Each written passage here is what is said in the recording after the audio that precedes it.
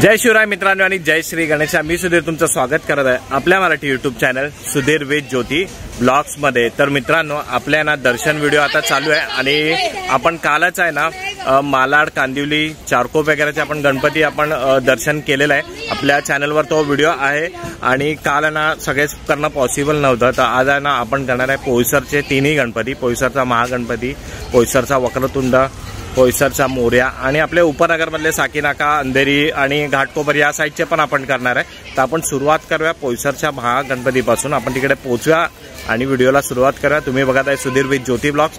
Subscribe करा मित्रांनो, आपल्या चॅनलवर हर एक प्रकारचा कंटेंट तुम्हाला बघायला मिळणार आहे। आणि हाईपचे पॉईंट तिथे कमेंट करता आणि कमेंट करा गणपती बाप्पा मोर्या।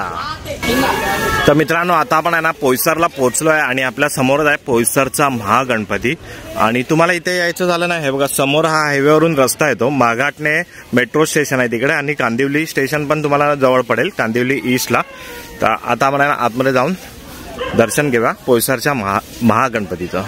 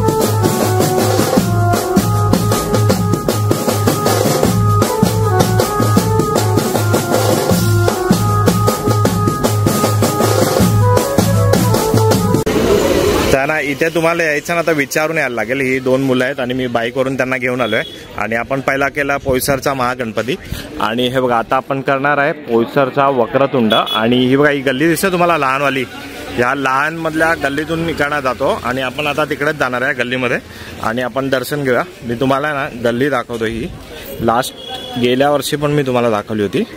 हे बघा अशी ही लहान गल्ली आहे आणि तिथून हा गणपती जाऊन पुढे बसतो। चला मी तुम्हाला दाखवतो।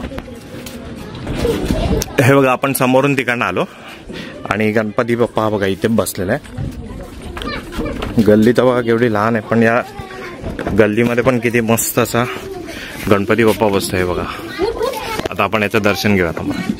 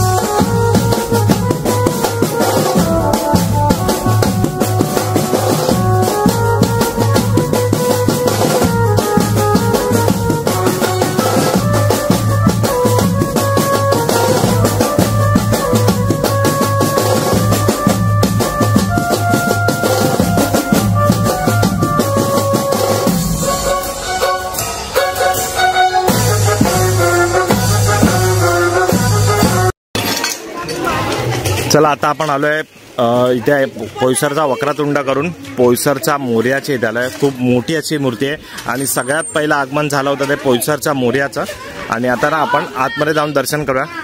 बाहेरच हनुमानजी आहेत, आता आतमध्ये जाऊया आपण।